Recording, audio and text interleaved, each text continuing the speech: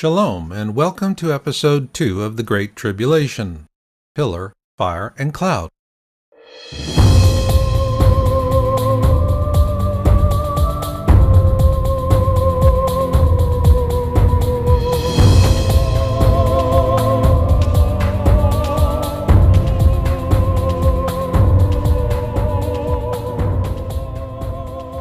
I'm your host, Marshall Masters, publisher of Jesus and the Third Temple, and this 13-part series is made possible by Your Own World Books and features author Robert Reiland.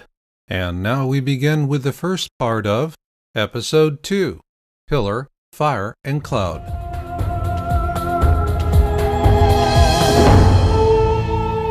Well, Bob, here we are in our second episode in the series titled Pillar, Fire, and Cloud. One of the questions that I often hear thrown by atheists is, has anyone ever seen God, actually heard him?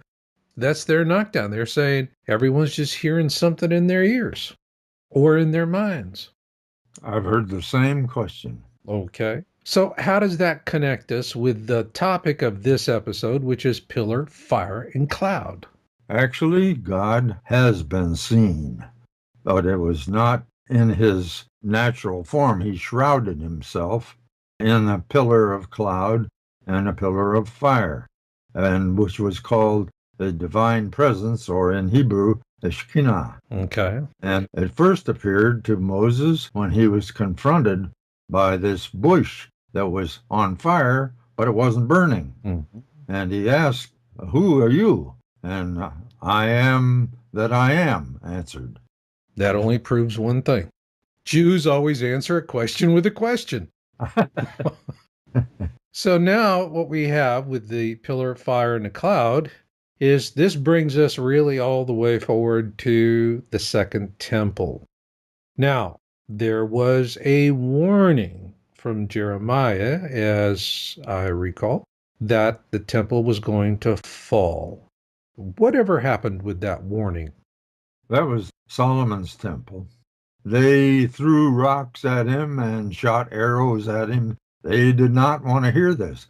He tried to tell them that this is God's will. Mm-hmm. This Nebuchadnezzar guy has been commissioned by God to punish us for our falling back. And he's going to come here. And if we resist against him, he'll destroy the whole city and the temple and everything.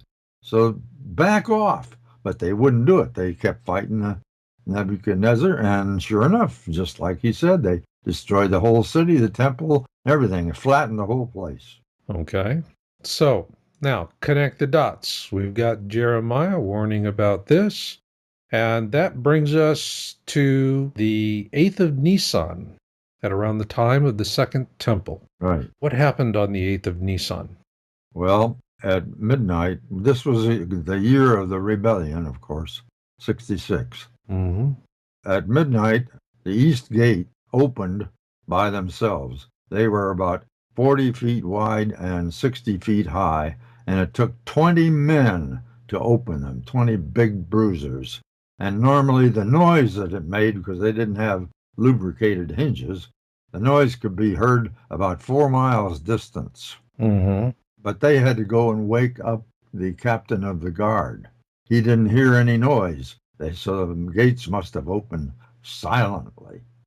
Okay, so? The next thing that happened, at 3 o'clock in the morning, the priesthood were preparing everything, and they saw this brilliant light come out from behind the veil of the Holy of Holies.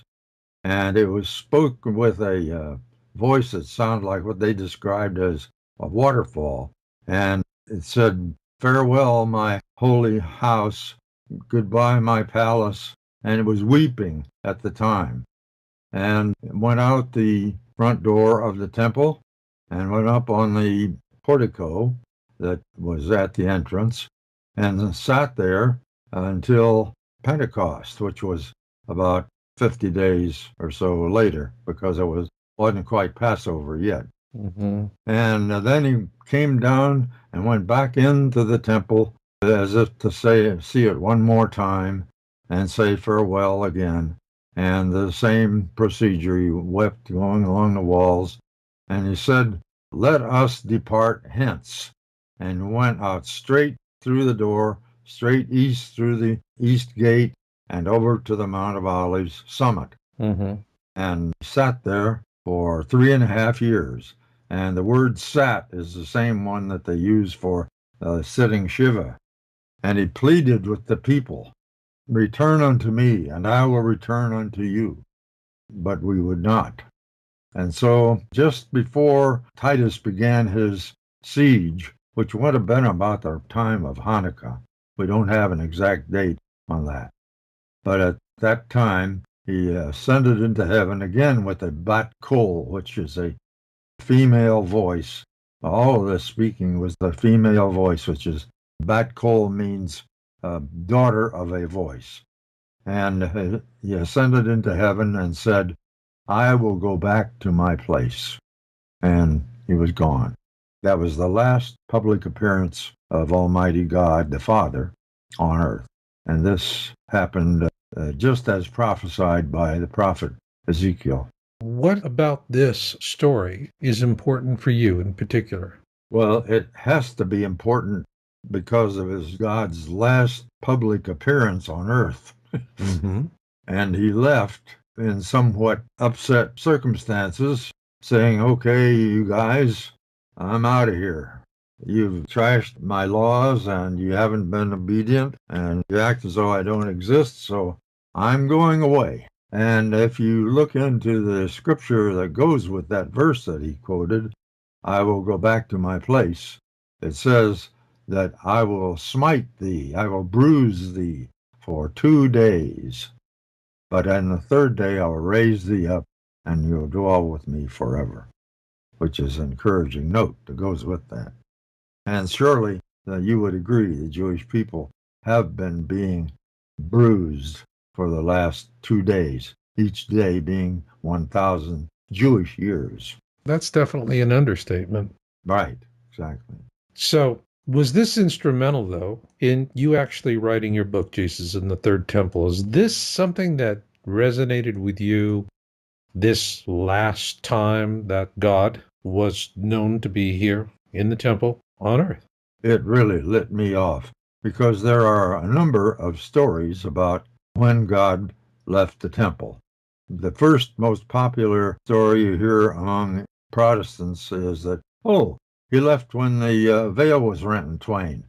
Oh, yeah? Where does it say that? Well, it doesn't, but we've always taught it that way.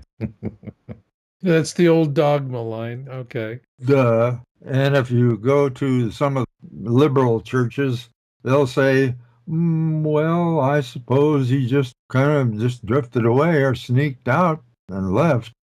God sneaked out? Come on.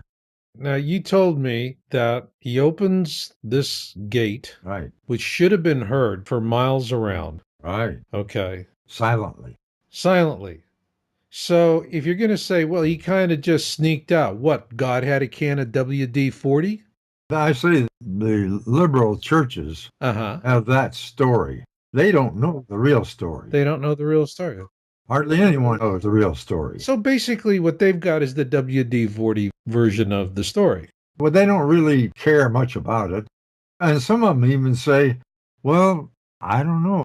We never thought much about that. Why is that? It's a Jewish thing anyway." Oh, it's a Jewish thing. Yeah, It's of no interest. right. The Old Testament is just a book of Jewish history. The only thing that matters is now the New Testament. That's what you get from those people. At this point, if they're saying it's a Jewish thing, and at the same time they're praying to a Jew, I don't understand the disconnect. Yeah, hard to figure.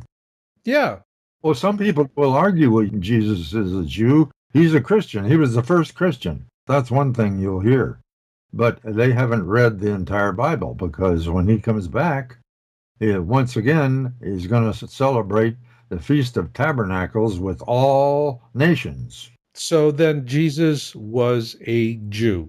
Yeah, definitely. So when did Christian come into it? They were invented probably not until 2nd century. Paul was a Jew when he was executed in Rome. James was a Jew when the Jewish hierarchy threw him off of the pinnacle of the temple. Peter was a Jew. They were all Jews. In fact, in a couple of the books of the New Testament and the Gospel, in the very last sentence, it says, "And so they went to the temple and worshipped every day." And this was after the ascension. I mean, they were still Jewish. But Christians came up when after the Gentiles started emerging into the picture. Okay. James was martyred in 62. We believe that Paul was executed about 63. Okay. And after that, people took off. The people who had really were alert got out of Palestine. They bugged out. Yes. But you've already told me that Christian churches really want to ignore this quote-unquote Jewish stuff. Is that to say Christians are above the law that was established by God? Or should they know it and follow it? And if so, do they have some sort of exclusion somewhere that Jews have, but they don't? They are absolved from following the Levitical law. They still are bound to the Noahic covenant, the laws of decency, as we would say, but they don't have to refrain from meats that are not kosher. They don't have to attend Passover and the tabernacles and go through all of those Levitical laws. Jesus fulfilled all of those laws for them. And he fulfilled them for the Jewish people also, but God has chosen to deal with his chosen people in a different way. And I cannot judge him, or I cannot even understand it, and neither can anyone else. He'll explain it to us when we see him.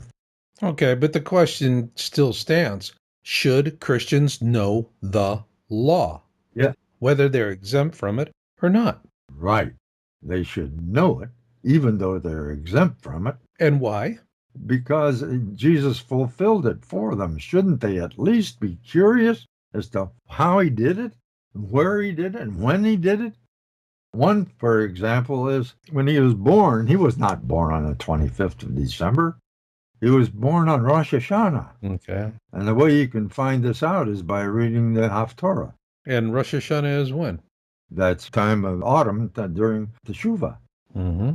It tells it because the Haftorah that's read at that time is that 61 chapter of Isaiah that was given to him to read when he was in the synagogue, Kfar Nahum, as they pronounce it.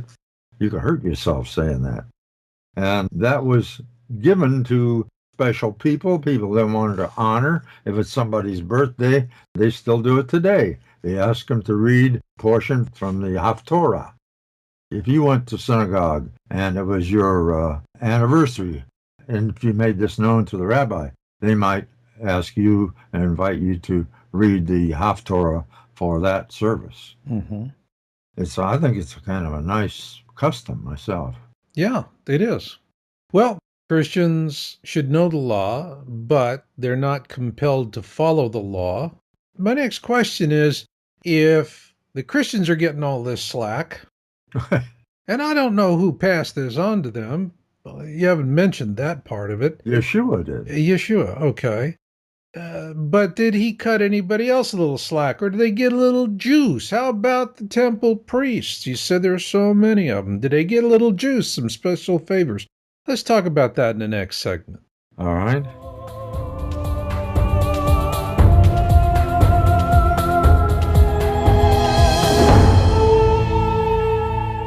To learn more about Jesus and the Third Temple by Robert Reiland, please visit JesusandTheThirdTemple.com.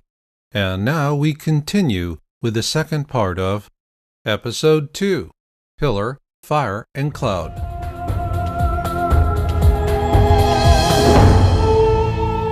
Well, Bob, in the last segment, we were talking about everybody seems to get a special deal.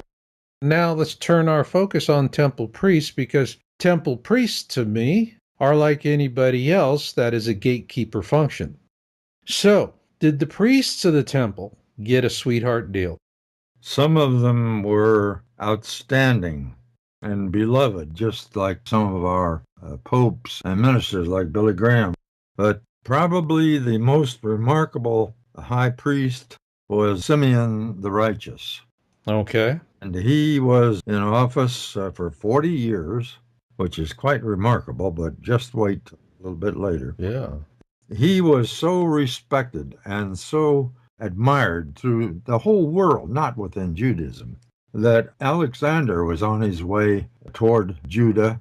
He had just finished off Tyre, I believe. Mm-hmm. And Simeon heard that he was on his way, and he wanted to show him that we were going to be peaceful. The Jewish people are well governed within their own system. And they'll cooperate with you, and we're not going to have any fighting, okay? So he went to meet Alexander. They met right near Antioch, and Alexander dismounted from his carriage and went over and bowed before Simeon. Wow. Yes, wow. That's how much respect this man generated throughout the world at that time. During his reign, there were several miracles in the temple that are just fascinating. Mm-hmm.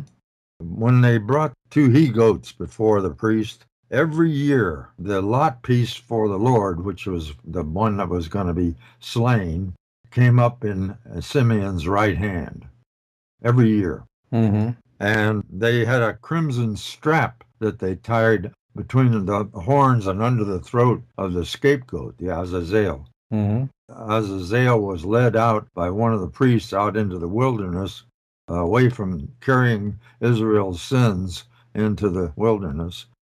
The crimson strap was tied to one of the gates of the temple, and whenever they reached the wilderness, that crimson strap would turn white as snow, just like that.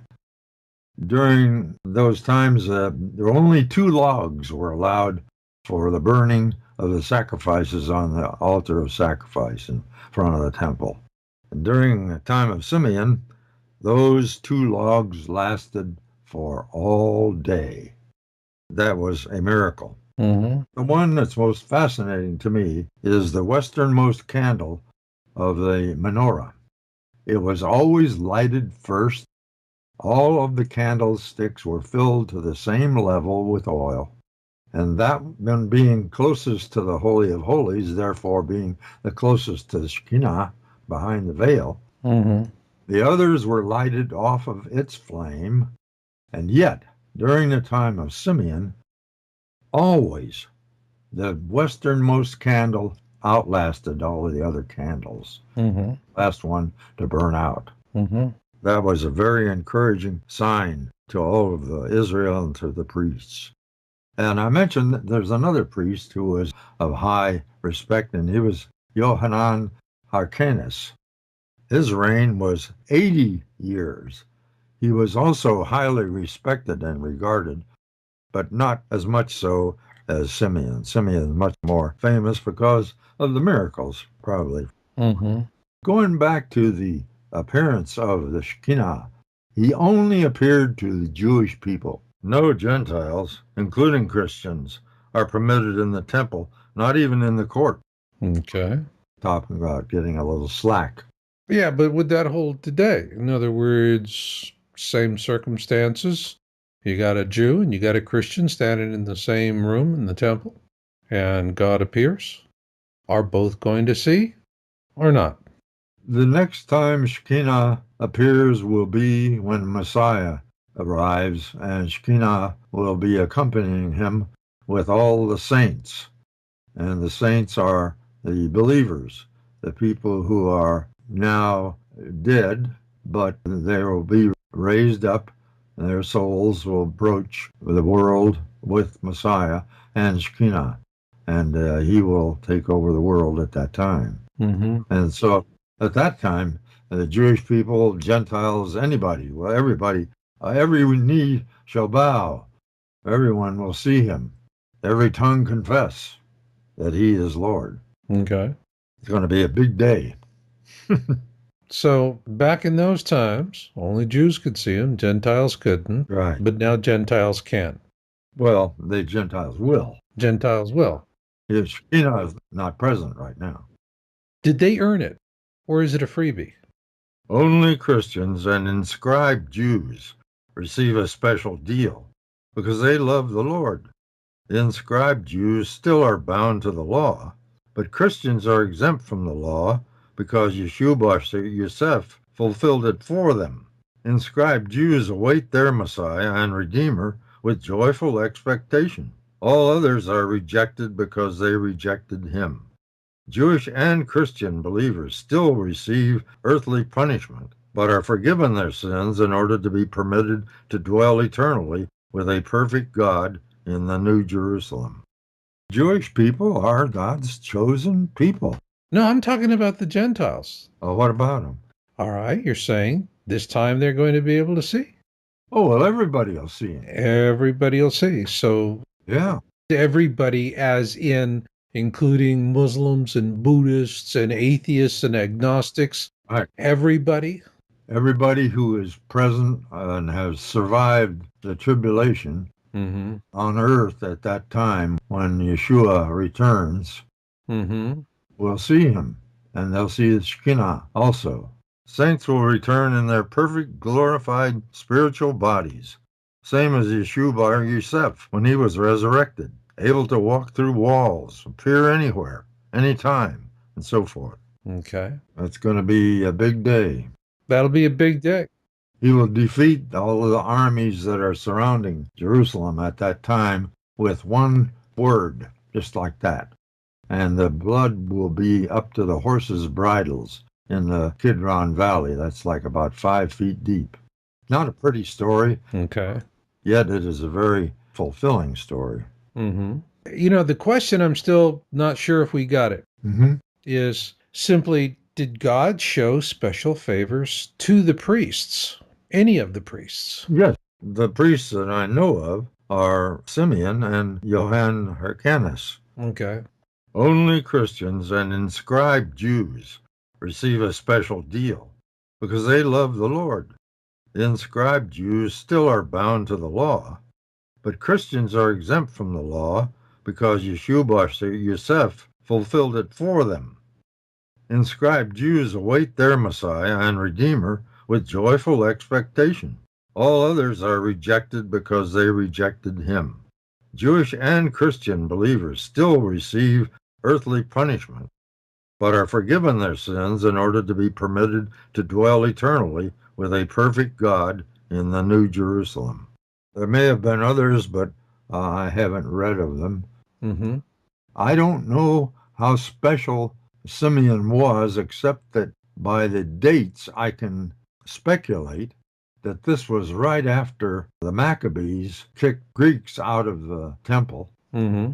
Took back the temple for Judaism, Mm-hmm. and apparently everybody was being really obedient and worshipful and so forth, and he was leading them, and God had probably chosen him to lead them, and therefore God rewarded him with all this adoration and miracles and so forth. Mm-hmm. But I can only speculate that. I haven't been able to find out why it happened to him specifically. Mm-hmm. But I do know that according to the calendar, that this was right after the Maccabees, Mm-hmm.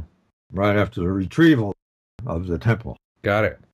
What I'm hearing in my mind is that a Jewish bricklayer has got more to deal with to understand than the priests in his temples or the rabbis today, and certainly cannot compare with the free ride that Christianity gets, along with Buddhism and Hindus and Muslims and everyone else. Beginning at that time, all will be under one faith, worshiping God under Yeshua Yosef. So I'm still trying to understand why everybody's getting sweetheart deals except the poor Jew. So I'm still working on that. Excuse me for being a poor little guy here, but the poor little guys keep getting it up to Tuchus. Work this out for me, Bob. Again, Only Christians and inscribed Jews are forgiven of their sins because they love and cherish the love of a Messiah because he paid for their sins on the cross. Jewish people are always saying, why didn't he choose somebody else for a while? Enough already. Oh, boy, I can see why. Well, God chose the Jewish people, above all nations. That statement is in the Torah about 33 times. As if you didn't get it the first time, I want you to hear it. 33 times? As a result of that, he expects more from his chosen people than he does from us other schmucks that aren't Jewish. And he wants them to be closer to him. It's sort of like in a family. You've seen this, maybe, I know I have, where one child in a big family of, say, 8 kids, one kid is daddy's favorite. Oh, yeah. But they all know that, and because they love their father, they honor her or him also. And they get away with more. But they get punished more severely if they goof off. And it's sort of like that with the Jewish people among the other nations. But going on from there, there was murmuring with Moses. Well, before we go on from there, the favorite one gets punished a little harder. Yeah. Usually the favorite one is the youngest in the family. But the eldest can be a favorite, or they could just be the one that the parents made all their mistakes with. That's what I'm grappling with here. I'm not seeing fairness in it. I'm seeing some people that are getting stuck to a higher bar. It isn't fair. No, that's not what it's about. It's about special love. I have 36 first cousins. That means I have a lot of aunts and uncles. And I remember one of those uncles particularly, his favorite, and everybody knew it, was Carolyn, the middle kid of the family. She could do no wrong. She was probably the prettiest of all of them. He called her Kelly. He had a special name for her. Hardly anybody else called her that. But she wasn't the last one born, and she wasn't the first born. She was special, and she was his chosen. And there was no question about it. Okay, some people get it easy. Some people just don't get it so easy. But there was a historian that I was listening to, and he made a very cogent observation. He said, if you want to know what a Roman temple, this was before Christianity, what a Roman temple looked like, walk into a Catholic church and change out the statuary. It all looks the same. Right. The design of the church, that's how the temples were designed in ancient Rome. So that really gets me to a question. Do Christians think the temple was a church? And let's answer that in the next segment.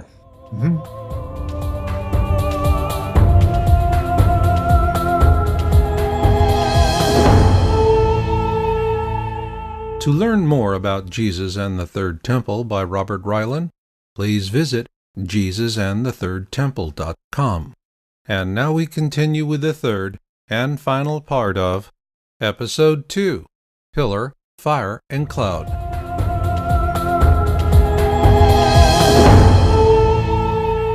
Okay, Bob, as we left the last segment, there was a question in my mind. That is, do Christians think the temple was a church? That question has really confused a lot of Protestants and maybe even Jewish people. The Jewish people say, oh, we're going to Temple Israel, Temple Emmanuel. What they're talking about is a synagogue. Very few people, unfortunately, know anything about the Holy Temple of Jerusalem, which was designed by God. It was first designed as the tabernacle, and then later on, of course, Solomon designed it as a building instead of a tent, and it was blessed by God in most wonderful ways, spectacular ways. But Christian people and possibly many Jewish people are confused by that term, temple. Do me a favor here for the listeners. Give us a brief description of the temple layout. You could kind of think of the temple as a park and it has courts in the front of it and a main building. You approach the temple on a broad expanse, and the first gate you come to is the Gate Beautiful, they call it. It doesn't even have a lintel over it or any doors, and that's the entrance to the Court of Women, where women and children can stand, but they cannot leave that court. The main building is called the Hachal, and that is, of course, where the Holy of Holies and the holy place is. And it's about 50 meters long, and the whole temple area is about 158 meters long and about 64 meters wide. There are colonnades over the courts to protect people from the weather sometimes. And it's kind of interesting to note that all turns in the temple were to be to the right, unless you were grieving about something. If you had a mishap or an illness in the family or financial loss, then you could turn to the left. And then people would know that and they could approach you and maybe sympathize and so forth. There were 13 gates, and the walls of the temple were about 7.5 feet thick. I hope that gives you a little better idea of what the temple looked like. There is, of course, in the book a sketch, a very detailed sketch of the temple, however. By thinking it's like a church where you go in and you sit down. Well, okay, the Orthodox have men sit on the left and the women sit on the right. And the other lesser conservative churches, synagogues, they just sit wherever.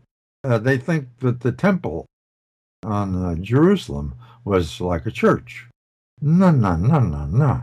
Nobody was allowed to go in to the Holy of Holies except the high priest. And that was once a year on Yom Kippur, where he would go in carrying the ash censer, and they would even tie a rope to his ankle in case, like, he should die while he's in there. They could drag him out because none of them could go in there. Although excuse me, that's a curious thought, having a rope tied to your ankle when you're going to go see God. Go on, please. Although they do have a special provision which Dr. Asher Kaufman used for the people who had to go in and patch the plaster or repair a roof leak or something like that. They do have a special dispensation for workers that go in to study or fix the Holy of Holies and things like that. So it wasn't completely off limits to everybody, but in general terms, it was. So the temple was a union shop? Only the priests could go in there, the sons of Levi. Yeah, Yeshua couldn't go in the temple. But these repairmen that went in to fix in there, there was a special dispensation, eminently practical. But were these workmen specially trained? Did they have to wear a rope around their ankle as well in case they plots dead in the middle of that and then need to be dragged out? I'm interested in this. Tell me more about the workmen. Very likely they would. I don't know. I haven't seen that in print anywhere, but it makes sense because if someone were to collapse and die or fall or whatever, they had to get them out of there, and they didn't have the sanction to go in there. They'd have to drag them out. Only Levite priests were permitted to enter the holy place. They would see what's in there. Were they sworn to secrecy if they revealed anything with terrible consequences, or they could just tell anybody what they saw when they went in there to do the work? It's like, hello, I'm patching a little plaster, and what do you know, I'm talking to God. All right? No secret about what was in there. No secret? Oh, in the Solomon's temple, the Ark of the Covenant sat there, and the staves were extended through the rings, and they protruded against the veil. And we've talked about that, and it looked like women's breasts. And the threshing floor, where the ark sat, and we see it when we go up on the Temple Mount now. I could take you there tomorrow. It's under that little innocent-looking dome of the tablets. That's what Asher Kaufman found. The threshing floor in the Holy of Holies. And there was nothing else in there. That's all, folks. Okay. Oh, and the ark. oftentimes is shown incorrectly. Mm-hmm. The Ark of the Covenant was the only temple article that had its long axis extending north and south. Mm-hmm. The candelabra and the table of showbread were extended east and west, but the Ark of the Covenant extended north and south, and that is because nobody, nobody, sits in front of God.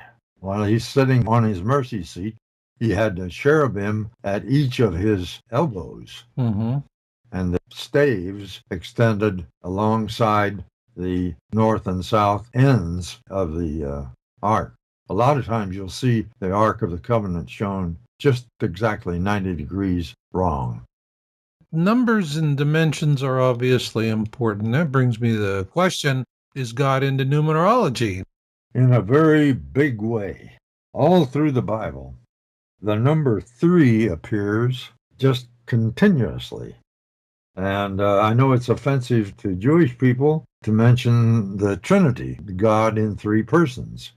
But let's look at water is comprised of 3 molecules, 2 hydrogen and 1 oxygen. And ice is solid, but it's H2O. Water is liquid, but it's H2O. And vapor, steam, is water, H2O. But they're all 3 different, but yet they are one. Now, God's not limited. He can do anything. Mm-hmm. But the number 3 appears all through the Bible. There were 3 crosses at Golgotha. Paul was stoned 3 times. You know, it's funny. We have all these sayings about numbers. 1 is the number of unity. God is 1. 2 is the number of union, man and wife. 3 is God's number for his divinity. The list is almost without end. 4 is the number of the world. 5 is God's number for division. 6 is God's number for mankind. And 7 is God's number for perfection or dispensational fulfillment. I know in China, the number 8 is really important. It's a lucky number. And then, of course, there's 7. 7 is an interesting number. Let's talk about 7. 7 is God's number for perfection or dispensational fulfillment. 7 days comprise a week. There are 7 branches and 7 candles on the menorah. Jews were required to rest the land following every 7 years. 7 appears in Scripture more times than any other number. Like Jesus told the apostles, you should forgive someone 7 times 70 times. And there are countless others. But let's go to your number 8. That's a good one for Jewish people. 8 is the number of new beginnings. And that is the day when little Jewish boys are circumcised. They begin their boyhood, not their manhood. I know that comes with the bar mitzvah. Mm-hmm. But that is the day on which they're circumcised. And there's a very practical reason for that, too. The newborn, it might be a little bit too traumatic to do that surgery. And so this gives them a little bit time to mature. Interesting fact, it must be done in the daytime, according to the law. I think that's a good idea, don't you? You want to see what you're doing with that. I mean, it's if you've ever been to a bris, I was godfather to a young lad, and I was holding him for the bris and then handed him off to the rabbi. And when the rabbi did the wackola, my knees went out from underneath me. Boy. Interestingly enough, I learned a little interesting bit of trivia. Do you know why Judaism is not the dominant religion in the world? Well, One question. I gotta cut off the end of my what? oh. And it's serious. Think about it. This was in the days before penicillin. Possibly. It was a real slowdown there for somebody. Take the charm off the religion for someone who wanted to convert. I think it's because God selected them at his own number. Okay. Now, I'd like to tell you about the numbers 9 and 11. They have great significance. Okay. Number 9 is God's number for judgment. Mm-hmm. And 11 is his number for chaos. And Tisha B'Av is the day on which Solomon's temple was destroyed. And it's the same day on which the second temple was destroyed. And it's the day all of the Jews were driven out of England.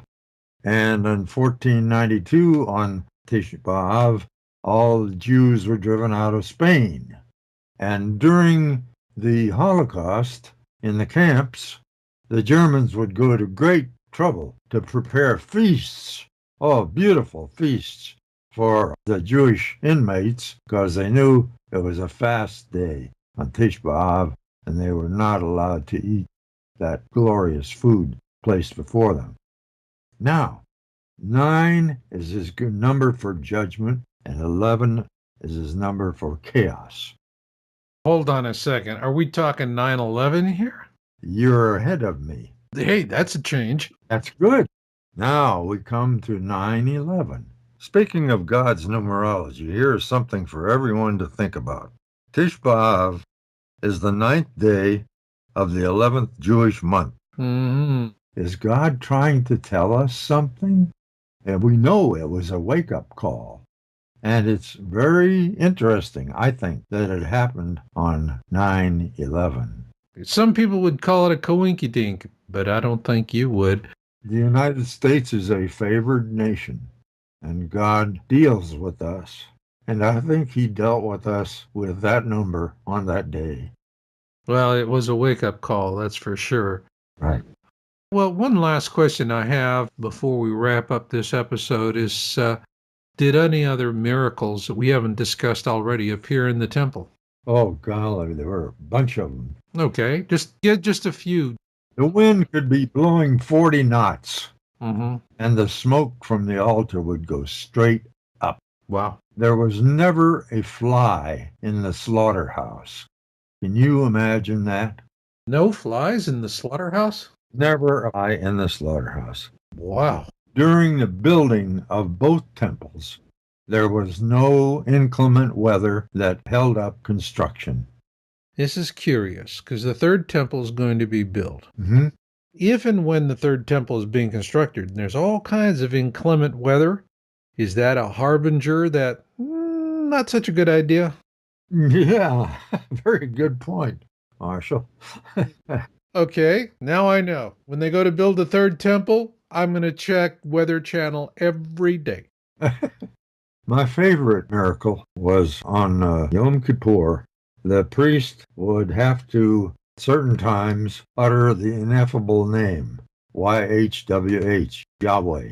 Mm-hmm. I am that I am. But some priests were not even allowed to utter that ineffable name. There were only certain priests who were held in that regard, that they were permitted to say it. But anyway, when they said it, or when they were supposed to say it, and may not have been allowed to it, the congregation is standing in the temple courts, and it's standing room only. They're all jammed in there as tight as they can be. And when that name is uttered, they were to lie prostrate on the ground. Mm-hmm. And they always did. Wow. How could they do that? That's remarkable. Mm. They're all standing up, crushed up against each other in a standing position, and at certain moments, they lie down flat on the ground. Come on. But that is one of the miracles of the temple, which is most fascinating to me. Yeah, because otherwise it sounds like it would have been a Chinese fire drill. You know, how do you get 50 college students in a phone booth? Yeah. Yeah. Well, in that event, in our next show, he-goats and scapegoats, I am kind of curious about the Heifer's gangway bridge. Let's get into that in our next episode. Okie doke? That'll be great. Isn't it strange that a Goy scholar knows all this stuff? Well, hey, you know more than I do. Another interesting number is 40, the number of probation or testing. The Exodus was 40 years. Shekinah remained in the temple 40 years after the crucifixion. The Talmud rabbis lament there were no miracles in the temple during 40 years before the temple was destroyed. There's a lot of interesting history here, and we're going to cover a lot more of it in the next one, He-Goats and Scapegoats. You'll love that one. You betcha.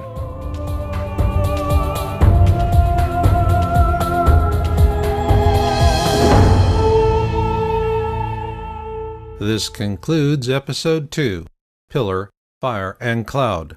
Next up, please join us for Episode 3, He-Goats and Scapegoats. To learn more about Jesus and the Third Temple by Robert Reiland, please visit JesusandTheThirdTemple.com.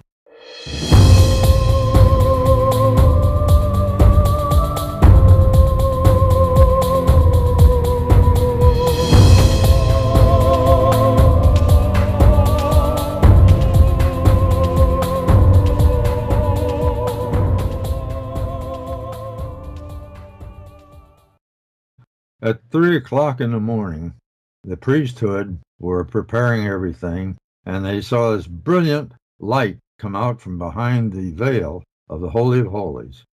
And it was spoken with a voice that sounded like what they described as a waterfall.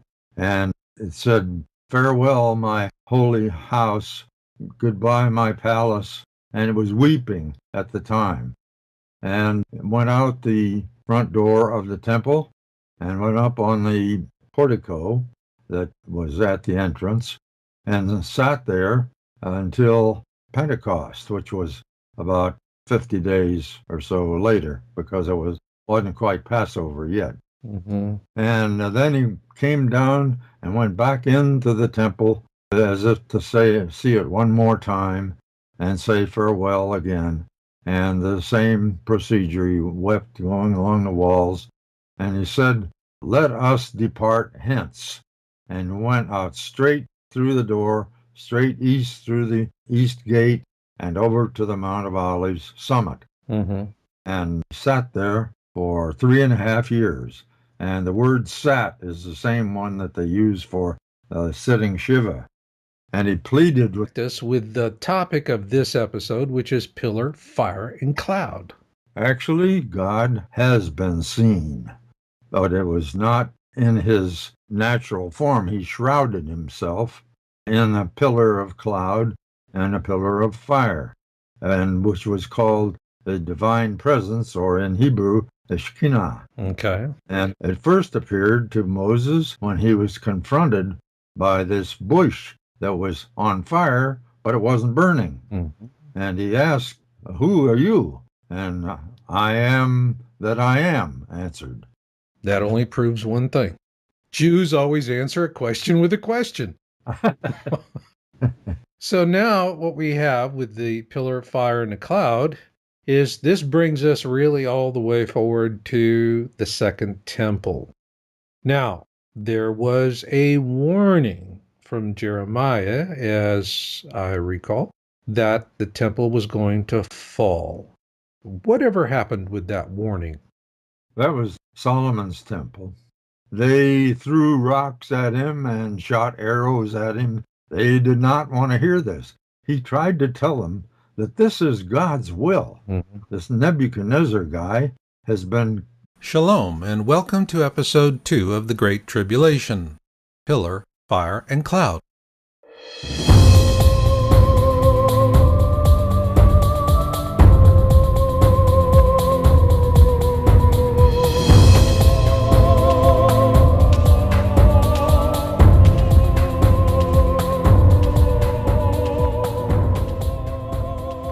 I'm your host, Marshall Masters, publisher of Jesus and the Third Temple, and this 13-part series is made possible by Your Own World Books and features author Robert Reiland. And now we begin with the first part of Episode 2, Pillar, Fire, and Cloud.